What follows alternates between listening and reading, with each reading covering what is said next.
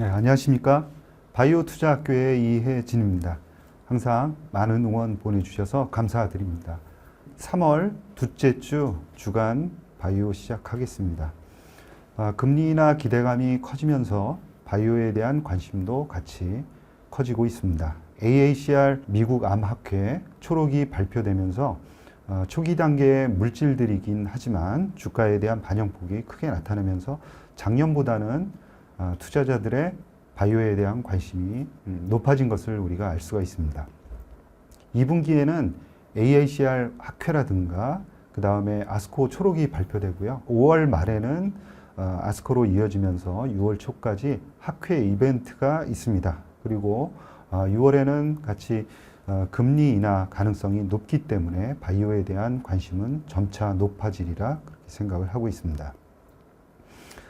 올해 1월하고 2월 미국 바이오 펀딩 금액을 보면 이 펀딩 금액 기준은 IPO, 그 다음에 팔로원 펀딩입니다. 이 두 개를 합친 게 그 전년 대비해서 200% 증가를 했습니다. 이 수준이 어느 정도냐면 2021년도가 펀드레이징 피크를 쳤습니다. 역사적으로 피크를 쳤는데 이 정도 수준을 회복했다 이렇게 봐야 될 것 같습니다. 미국 시장에 후행하는 국내 바이오 시장의 특성상 향후 긍정적인 흐름이 이어지지 않을까 이렇게 생각을 해봅니다. 자, 그러면 지난주에 있었던 바이오 시장의 주요 동향에 대해서 살펴보도록 하겠습니다. 지난 주간에 발표되었던 지표를 보면은 2월 PMI 지수, 즉 서비스 구매자 지수가 예상치 대비해서 소폭 하회를 했습니다. 약간 긍정적으로 나왔고요.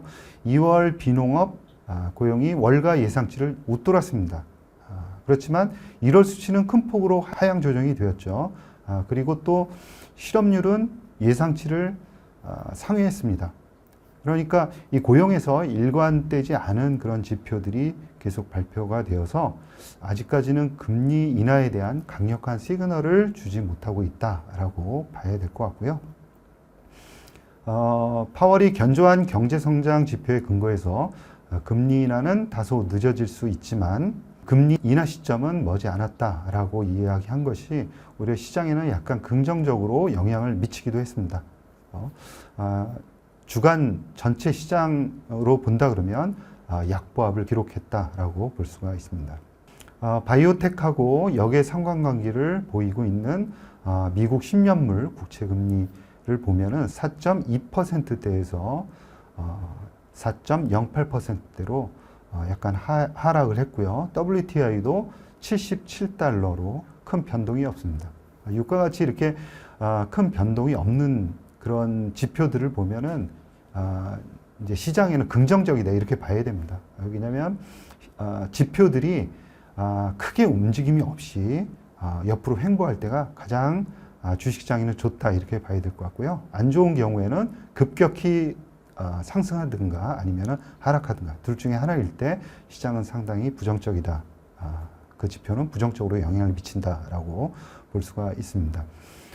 미국 바이오 전체적으로도 시장하고 비슷하게 한 주간에 약보합세를 나타냈는데요. 그 중에서도 누릭스라든가 그 다음에 C4, 그 다음에 아비나스 같은 단백질을 분해시키는 TPD, 그러니까 병의 원인으로 지목되는 단백질, 즉 항원을 아예 없애버리는 그런 TPD, 단백질 분해제 같은 경우 그런 관련된 종목들은 굉장히 주가 퍼포먼스가 좋았고요.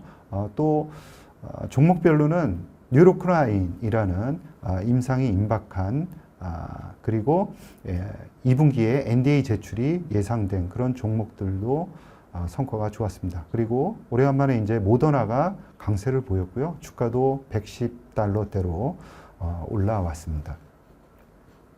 미국 주간 지수 동향을 좀 살펴보면 S&P 500은 말씀드렸듯이 약보합세로 끝났습니다. 마이너스 0.1%. 그 다음에 이제 바이오텍에는 상당히 중요한 지표인 10년물 미국 국채금리 4.08%로 주간 단위로 보면은 퍼센테이지로 마이너스 3.1% 하락하는 이제 어떻게 보면 굉장히 긍정적인 모습을 보였고요. 크지 ETF라든가 그다음에 그 XBI 같은 바이오텍 중심으로 구성된 ETF들은 마이너스 2%대에서 3% 정도로 어느 정도 조정을 보였다. 왜냐하면 한 달 내내 굉장히 좋은 성과들을 보였기 때문에 약간의 조정은 필요했다라고 보여지고요. 대형주로 구성되어 있는 XLB 같은 경우에는 플러스 0.1% 뭐 이제 약간 강보합세로 마감을 했다라고 볼 수가 있습니다. 국내 바이오 지수 동향을 요약을 해보면 코스피 지수는 1.4% 상당히 긍정적이었습니다. 미국 시장 대비해서 1, 2주 정도 계속 후행하는 그런 모습을 보였고요. 코스닥 제약 지수 같은 경우에는 8% 상승을 했습니다. 폭등을 했고 코악트 바이오라든가 타임폴리오 같은 경우에도 9%에서 11%대 굉장히 좋은 퍼포먼스를 보였습니다. 코악트 바이오 같은 경우에는 신고가를 갱신을 했는데요. 기준가를 보면은 11,470원 지난 주간으로 볼 수가 있고요. 시가총액도 그 전주 대비해서는 상당히 올라오는 그런 모습을 보였습니다. 그리고 계속해서 기준가를 밑들고 있던 타임폴리오 같은 경우에도 거의 10,000원대에 육박하는 그런 모습을 보였습니다. 전체적으로 정리를 해보면 금리 인하 시기가 다가옴에 따라서 기관하고 외국인이 바이오에 대해서 관심을 더욱 갖기 시작을 했다라고 볼 수가 있고요. 이러한 관심은 수급 개선으로 조금씩 나타나고 있습니다. 지난주에는 AACR에서 초록을 발표한 회사들 중심으로 주가가 좋았고요. 2분기에는 말씀드린 대로 금리 인하가 가능성이 높습니다. 여기에 AACR, 그 다음에 아스코 초록 발표, 그 다음에 아스코 학회에서 어떻게 보면 가장 1년 중에 중요한 후기 임상들의 결과가 발표됩니다. 따라서 시장의 기대감은 점점 높아질 수밖에 없겠다라고 생각을 하고 있고요. 최근에 보면 금리 인하를 예상을 하고 자금이 조금 부족했지만 글로벌 경쟁력을 가지고 있는 업체들의 주가가 조금씩 더 아웃퍼폼하는 그런 모습들을 보이고 있습니다. 따라서 우리의 그 바이오에 대한 관심은 그 폭을 점차 넓혀갈 필요가 있다라고 생각을 합니다. 이상 3월 둘째 주 주간 바이오 동향에 대해서 말씀드렸습니다. 여러분 감사합니다.